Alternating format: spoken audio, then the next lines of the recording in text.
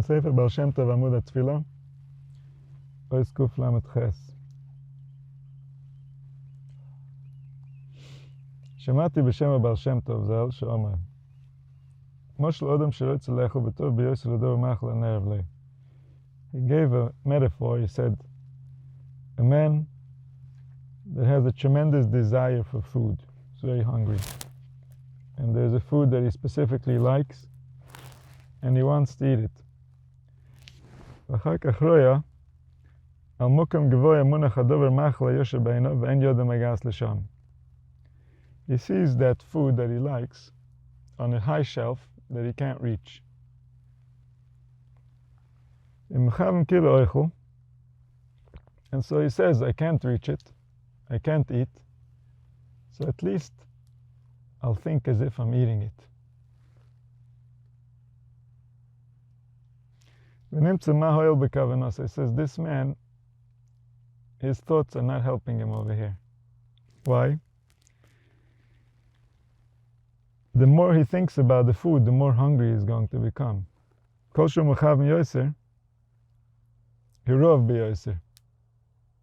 He's just getting hungry because he wants it so bad and he can't have it. He's better off distracting himself than to think as if he's eating it. So what's the nimshal? This is the mashal, this is the metaphor. But what is it trying to tell us?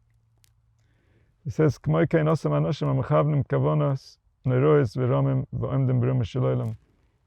who daven from the Siddur or Rashash. I don't know if you know what the Siddur or Rashash is. Basically, it has spelled out all the kavanas ari within the Siddur.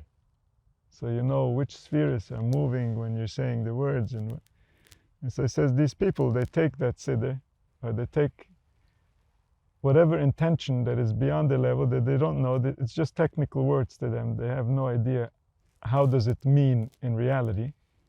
And they pray according to those letters and symbols that don't have real meaning to them. So it says this is like the food that's on that high shelf. So just like the food his hands can't reach, so this person is praying, but the hands of his intelligence cannot reach to what he is trying to accomplish. He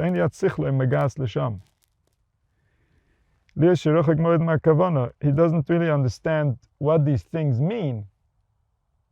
And so he's not doing anyone any favors. He's not pleasing the divine by intending things that have no meaning to him. What is he helping us? So it's much better if he would pray according to his level. You are a human being, right? When you have a problem, how do you reach out for help? Do that. That was already pre-designed to hit all the spots. If you're going to try to interact with an interpretation that's beyond your level, you're not praying at all. It's like thinking you're eating, but you're not eating. And so the same goes for a person like this. What happens to his neshama while it's having this experience? It's saying, I'm also not praying, and there are also so many deep levels of beautiful understandings that I have no access to. It feels sad and broken. It feels more and more hungry. The more you say the things and you don't understand them, the more the soul is hungry. Where's my food? Where's my understanding of these concepts?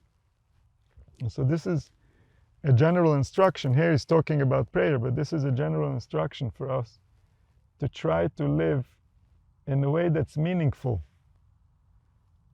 There's no point in running ahead. There's no point in doing things you don't understand because they seem to be more.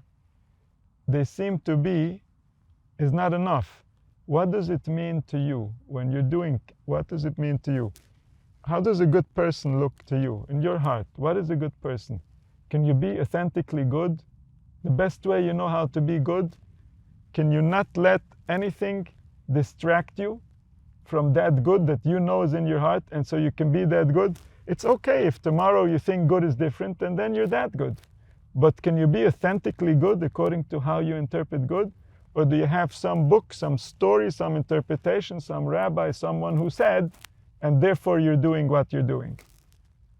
Because if you're doing that, you're like the person who is looking at the food in the high shelf, but he's eating nothing. His soul is more hungry after the deed than before the deed. And so things have to come from an authentic place. When you pray, speak. Speak like you know how to speak, like you speak to your friends, like you speak to your relatives. Speak. Start with speaking. And then, if you will understand who you're speaking to, your emotions will get involved in that speech. Amazing, that's prayer. But don't say things just because it says so in the prayer book and now I'm going through the motions, I'm doing someone a favor. You're not only not doing anyone a favor, you're hurting important things. They're not going to work properly after what you did. You're destroying speech. Because this is not how a human speaks. It's not human, whatever you're doing. A human speaks the way that he speaks to people, the way that he speaks. If you understand deep intentions with your speech, amazing. But if you don't understand, and you're doing someone else a favor, you're not doing anyone a favor. You're causing damage. You're being silly. It doesn't work that way. He doesn't want that. It's not pleasing. Can you think of any human being who would be pleased with that type of speech? And so the Creator is less? He's less intelligent than a human? If a human won't be pleased, then it means the Creator won't even look at it. If a human would be pleased, the Creator might still find many faults in that speech. But if a human won't be pleased, it's like an animal that a dog won't eat. Can a human eat it? If a human can't eat that speech, will the Creator eat it? It's speech, it's real speech. We were designed to talk. It's not some type of a spooky action. It's a very straightforward mechanism. You express your heart, and then that becomes reality. This is the way life works. But if we try to make it some type of a technical obstacle course, we're going to lose the entire purpose. We're going to lose the entire meaning. It's going to mean nothing. And then our soul will not have food. Thinking about food is not food. Our soul needs food. Food for the soul means meaningful action, meaningful speech. That feeds the soul. This is what I like. Now I'm attached to life. Now I'm healing my relationship to reality. Real emotions, real understanding, real connection. This feeds the soul. I'm going to do this, and some dictator somewhere is going to say, I'm good to go. That does not feed the soul. That's offensive to the soul. Who am I?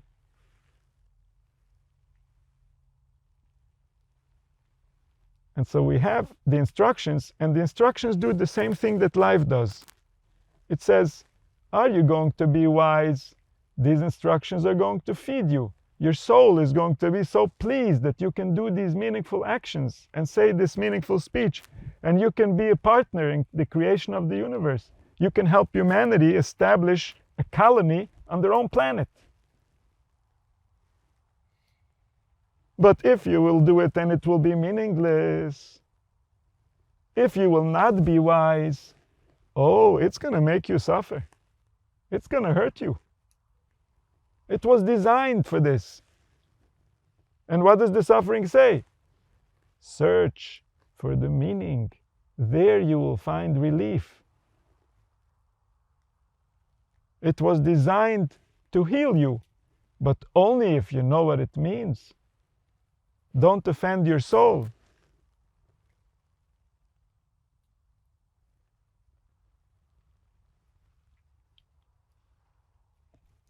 And so this is why the Torah, when it's learned Lishma, it's a Samachayim.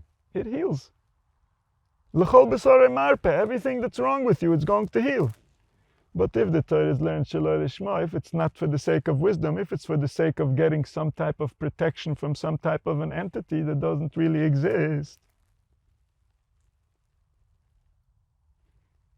then it's a Samamovis.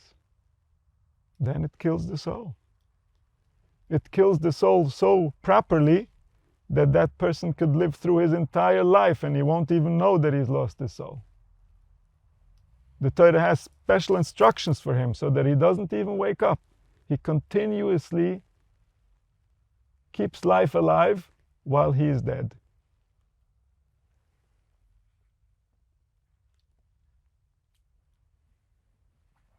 So the Torah Sheloi Lishma is a samamavis. It takes away life.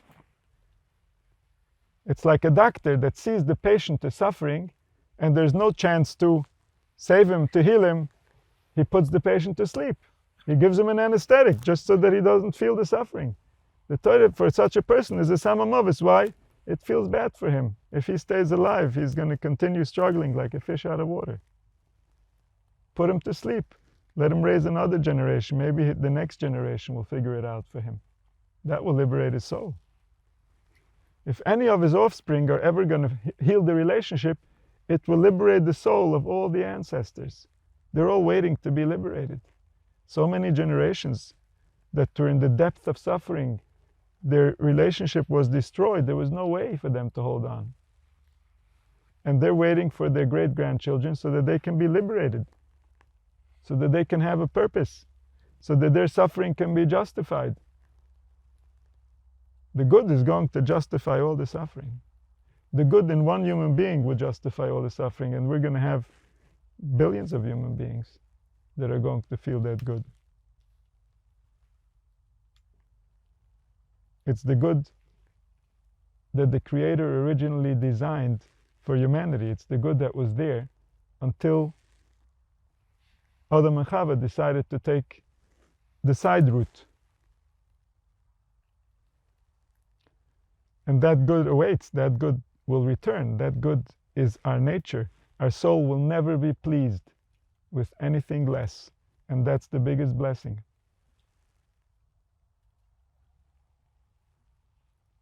That means that we're going to have it. It's within our nature to have it. We're not going to give it up. So what if this world is hell? So I'll give up the nature of my soul for something that's a little less hell? No, I want what's mine. And until then, I'll suffer until I get it. I'm not going to be satisfied.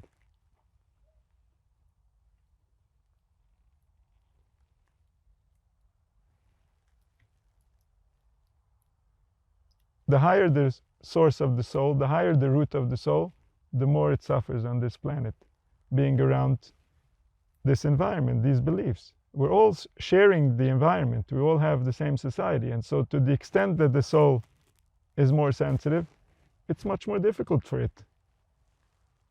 It's like a person that has a difficult time with cold. So it's the same cold for everyone, and yet this person is suffering more. A person that has a difficult time with cruelty. Everyone is experiencing the cruelty, but for that person it's much more difficult.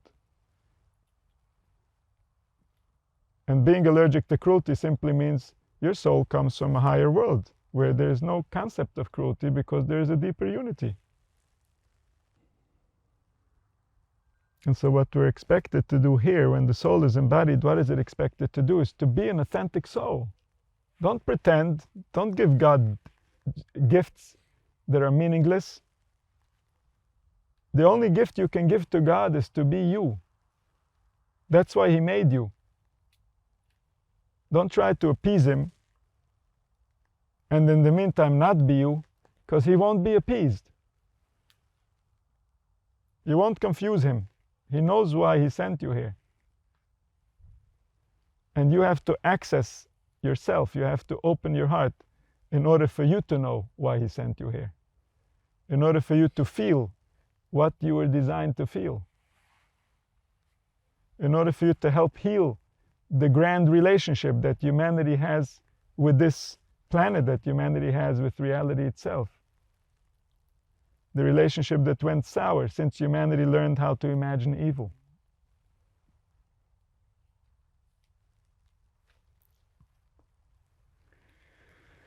That was from the Oira Meir. Ois Kuf Lametes from the Lekutim Yikorim. וסור בשם טוב על השלום אומר, כשאודם טובה בנור ואומר כמה תנוע שיוצא עצמי מהמים השוטפים מויסו, בבד האירועים מויסו לא יסלוט את סולו ועל תנוע יסוף. If a man is drowning, he will do whatever within his power in order to save himself. And so he's going to make movements that are not necessarily rational, and yet no one is going to say, oh, look how funny he's moving. We're going to realize that he has a very good reason for that, and we're going to try to help him. כך שמספר לבויס התנוס אין לספולויצו סלב שהוא מצ לסץ ממים הזדונים שהם הקליפס הבום לבטם ומחשבתם בתפילוסי. So people have all kinds of movements that they do in prayer. Let the body do its movements. Don't make fun. Don't disrespect. Whatever the design is doing, it knows what it's doing. If you're trying to focus on your words and you feel emotion, or you feel distraction, or you feel whatever, and there's movement, let the body move. Because it's like it's swimming in a spiritual river, and the waves are getting strong for it, and it needs to save itself. It knows, because there are real energies that are flowing through the body that are like a river. And there are real intensities in those energies sometimes that require the movement of the body in order to process. So the body is very wise. The body knows better than the mind. The mind needs to learn the body. And so we trust the body, and that allows the spirit to go deeper into the experience that it's creating. Oskuf Mem, also from the Lekutim Yikarim. Mashrem L'Shem Yichud Kitchebrichi Shchintei. What does it mean when we say before a prayer, or we say before a commandment, that we want to unite Creator and creation, HaKadosh Baruch Hu and the Shechina? What's the intention? The Kavana Lohavi HaTiferes LaMalchus. The idea is to bring the attribute of Tiferes, which is pride, to bring pridefulness into the attribute of Malchus, which is the manifested kingdom. The pride should reside within creation. Sheyispire HaKadosh Baruch Hu Malchus, that HaKadosh Baruch Hu should be proud of what he has created, of the manifested part of creation. Dahaina Madrega Tachtoin Olam HaDibur, שהוא מדרגה מחייס כל אילומס, כאשר מרקוסת זמן השם שמיים נעשו, ונאמר ואתה מחייס כולם, והדיבר של הקדוש ברוך הוא תמיד מחייס האילומס.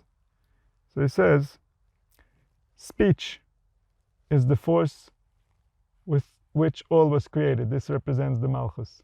So also the heavens were created through speech, meaning the symbols that represent the forces that are present within creation, they all represent certain symbols, and these symbols we have in our organs. The same symbols, the functions of our organs are all B'Tselem Elohim. They represent the angels. The angels represent the forces represent the divine, and all these are considered to be letters in speech. As he's activating different forces, he is speaking. The same way we do with our mouth. Our mouth is the metaphor, the ability that we have to pronounce letters and to combine them to words and to create meaning that we place within the words.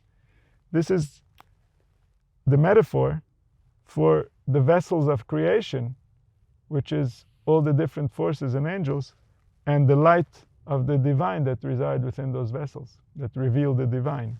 And so speech reveals the unity which resides within my heart, and creation reveals the unity which resides within the heart of creation, which is the source, the divine entity that was and is and always will be. And so there,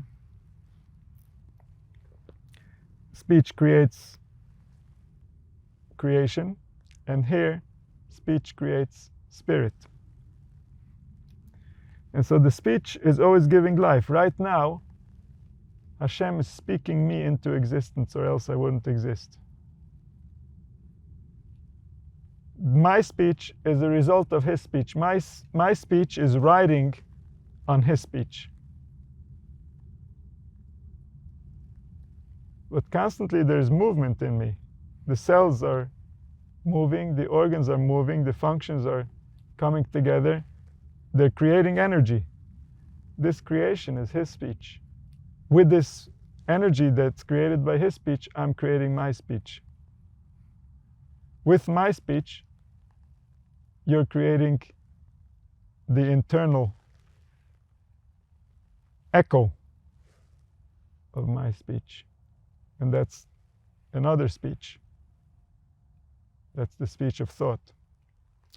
And so all this speech is alive in the world as they're being created.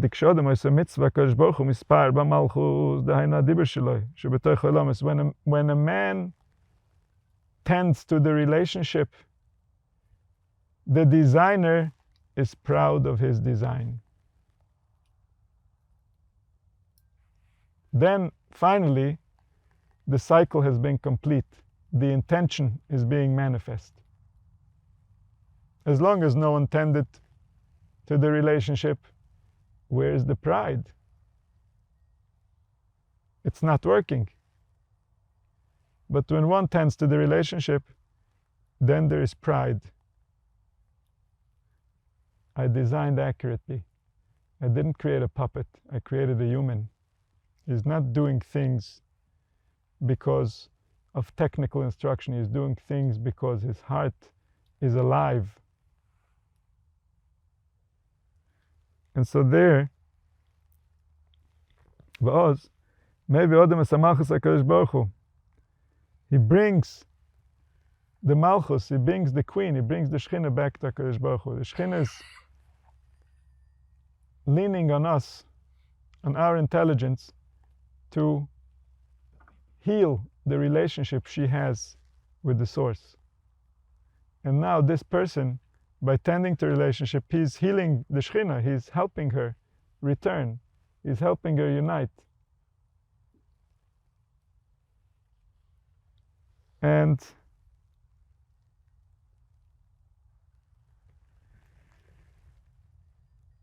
this means that HaKadosh Baruch Hu mispar mo'elam hadiber. Now HaKadosh Baruch Hu is proud of his speech. What is his speech? His speech that made us. He's proud of his speech. He's proud of how he made us. He's proud of how the forces together combine into such a complex unity that has the intelligence to understand its purpose, that can complete the cycle of existence.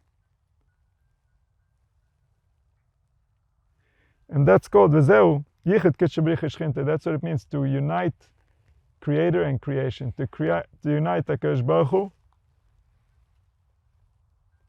the pride of the Source, and the Shechina, the creation that was manifest. And then His kingdom is revealed within us. His kingdom is revealed within humanity. This means that the Malchus returns. This means that we have repaired the world, because the kingdom of the Creator can now be revealed on this world. That everyone should recognize, all the particles should know that the collective is in charge. All the pieces should return to uniting with their source. All of life should vibrate with the love of the one who intended for their existence. Then we're giving him pleasure. He has pleasure when we feel his love. He has pain when we feel distant from him. We're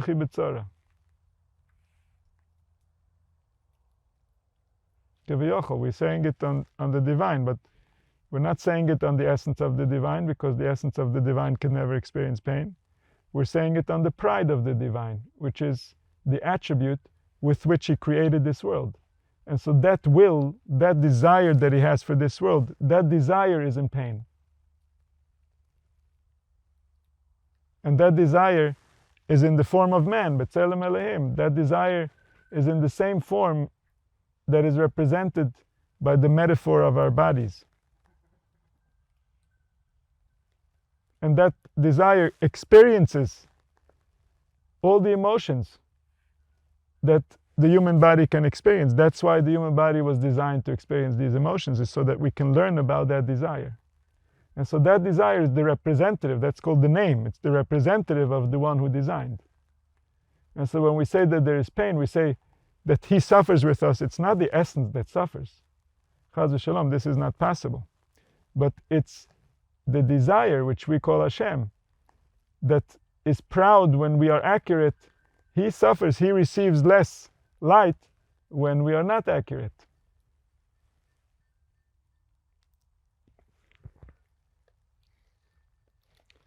And so then he has tremendous pleasure. So this is the same thing. If we say he has pleasure, it means that sometimes he has less pleasure. And so we're never talking about the essence. We're never talking about the source. The source is called Ilas Ilos. Ilas Ilos is beyond all the spheres, is beyond all the worlds. We never speak about him. It's not possible to speak about him. And this is one of the big mistakes of the generations that came after, especially in the time of the philosophers, is that they tried to speak about the Ilas Ilos, the original source. The Kabbalists never said that that's possible. The Kabbalists never assumed.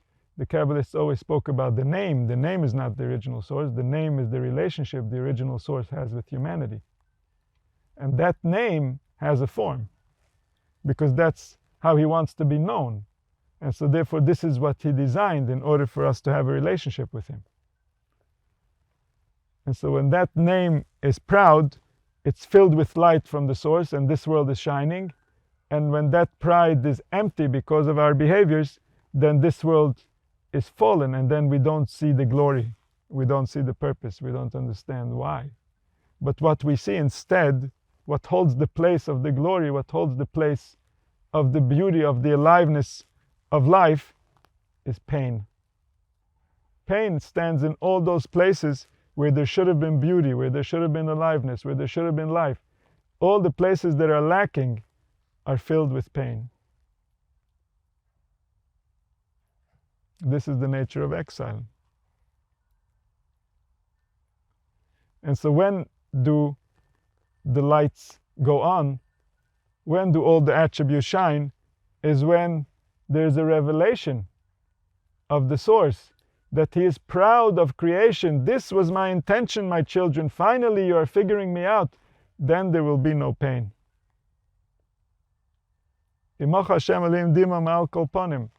A tear will be erased. You will never find a tear on a human cheek ever again. And that's because the glory is here.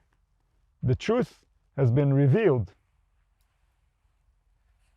Humanity is no longer hiding behind their suffering. Humanity has faced their suffering and have realized the change that's required in order to stop the suffering. Have realized that the attributes of the divine are being trampled on, and this is why there is so much suffering. If we will behave in accordance with the attributes of the divine, there will be no suffering.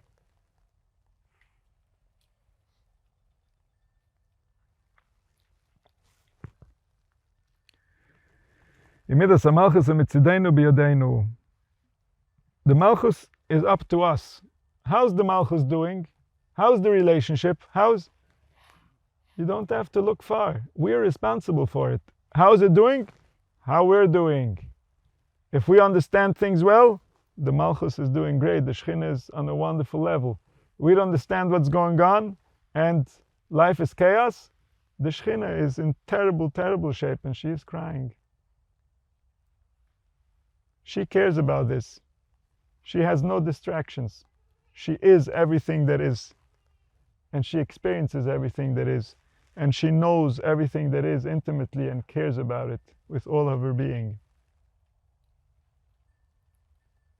She has no other option. She has no other choice. This is her nature. She's not like us, that we can distract ourselves. That's because we have bodies. As soon as we leave the body, we can't distract ourselves either. What's going on is going on. And so the Shekhinah is all of this. And she's up to us. How she's doing depends directly on us, on humanity. And specifically, Klal Yisrael. And specifically those in Klal Yisrael who learn Torah, who have any idea what's happening. And those in Klal Yisrael who have some relationship with their heart. They can still feel life.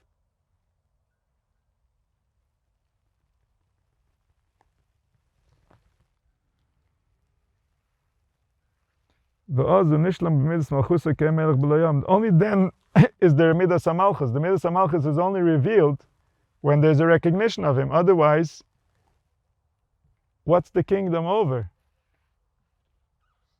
There's no one that's actually part of this kingdom. And there can be no kingdom without participants. When the participants appear, the kingdom appears. This is the great desire, this is the great promise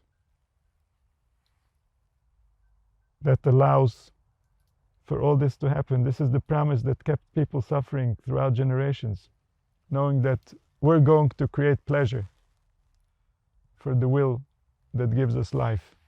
And when we create pleasure for that will is going to show us kindness the world has never seen or imagined. It's not only available, not only is he capable of doing it, he would love nothing more. He is itching to do it. He is so frustrated that he's making us suffer so that we hurry up already. Hurry up, you fools. You know what a good I have for you? You're worrying about your little stupid little thing, whatever it might be. And I have the good that the world has never seen. I have more good than all the worlds combined waiting just for you. And what can you possibly be busy with? What got your mind so bound up that you can't even see that someone actually took the trouble to create all this? There's a purpose. Just like you see in your body the purpose, you see your lungs are there and they're attached to the nose and to the mouth and you can breathe. This is very intelligent. And so when it comes to soul, when it comes to reward and punishment, when it comes to how it feels, when it comes to pain and pleasure, oh, there he didn't think it through.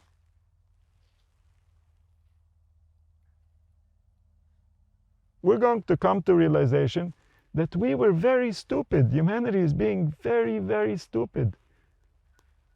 Stupid is not even the word.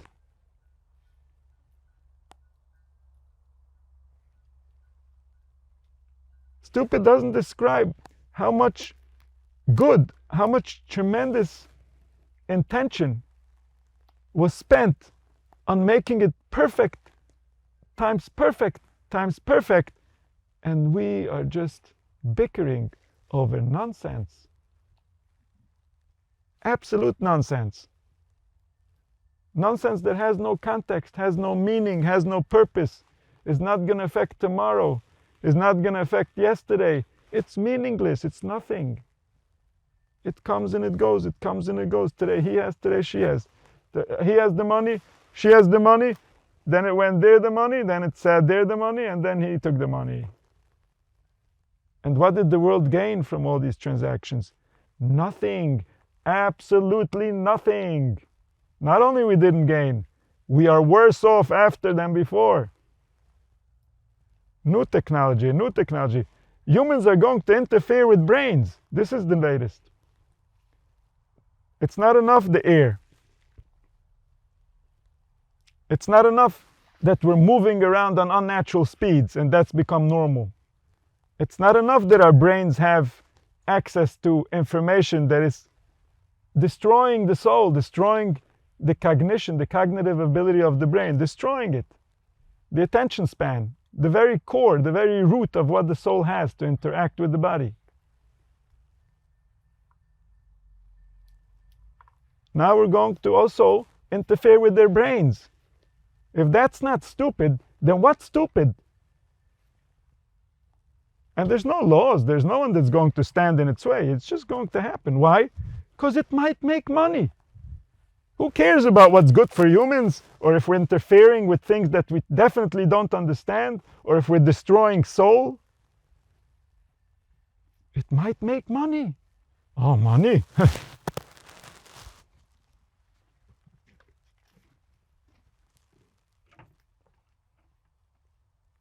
We've really lost it. This is not a theoretical thing. When the ancient people were crying, when our grandfathers and great-grandfathers were ready to die, this wasn't because they miscalculated. They were accurate.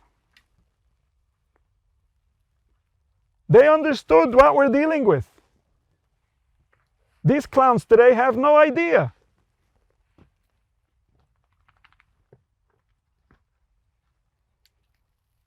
They don't realize that every impact, if someone owns a company and that company sells a product, every person that's impacted by that product is going to visit you after you leave your body. Every person. Why? Because you did that. Your power, your force, your soul is stamping itself on that product.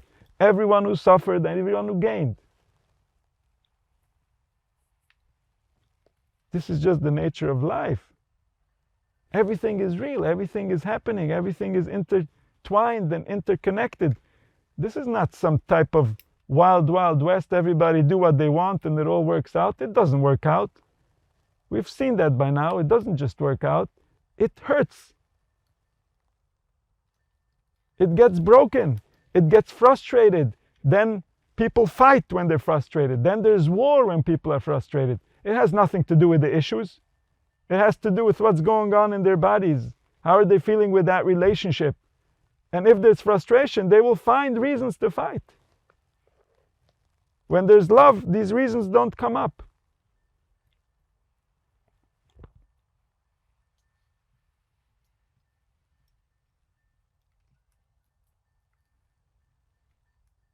And so we have to return to some sanity. We have to realize that our forefathers had vision, had insight, had understanding. They knew what a human is, and they knew that this planet was not going to be human friendly.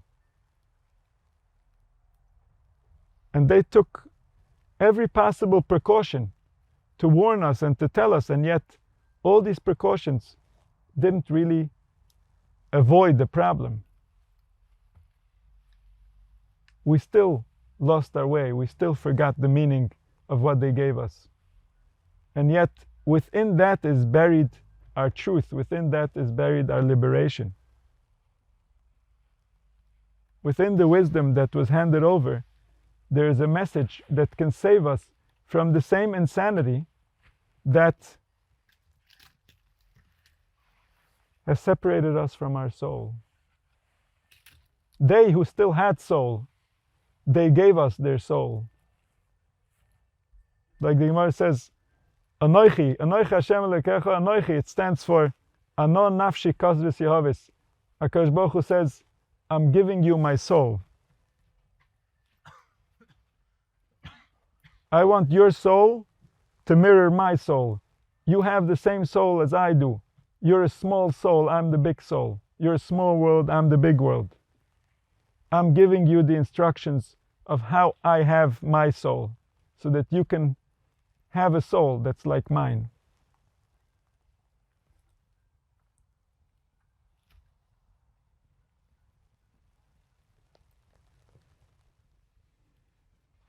He gave us the world. He gave us the world. If it's not evident by what people are doing, then how can we possibly understand? If we can't see that people can create wars, people can create things that damage humanity, people can create technology that ruins us, and there's no one that will interfere. This is the deal. We are going to figure it out. No one will interfere.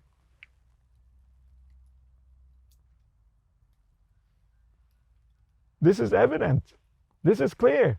If anyone was going to interfere, they would have interfered already.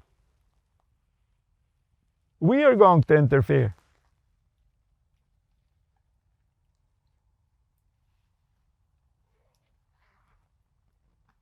This is the design, this is the kindness.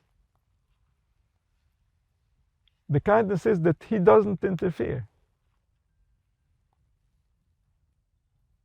So that we can build the world, so we can be partners in creating the humanity that he envisioned. We represent the Shekhinah, we are the feminine divine. And based on the feminine divine, the masculine divine is interacting with reality. Only based on the feminine divine. The masculine divine doesn't move. The masculine divine doesn't change. The masculine divine is what is, and only the feminine is changing. Only the feminine is moving. But he gives her according to how she is ready to receive.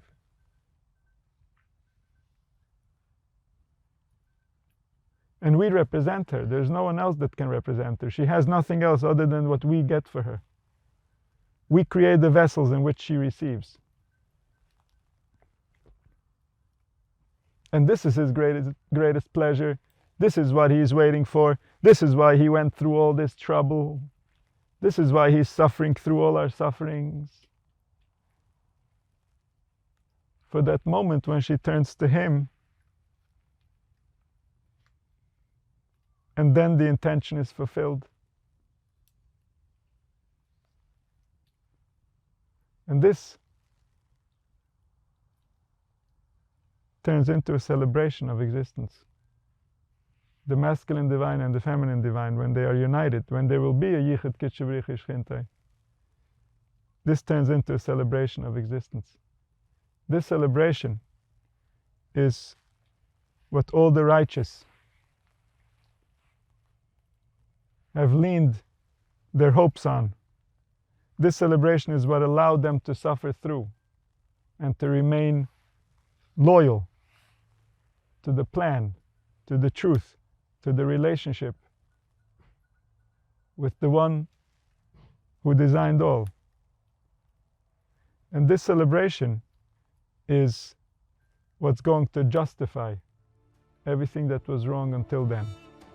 May it happen now.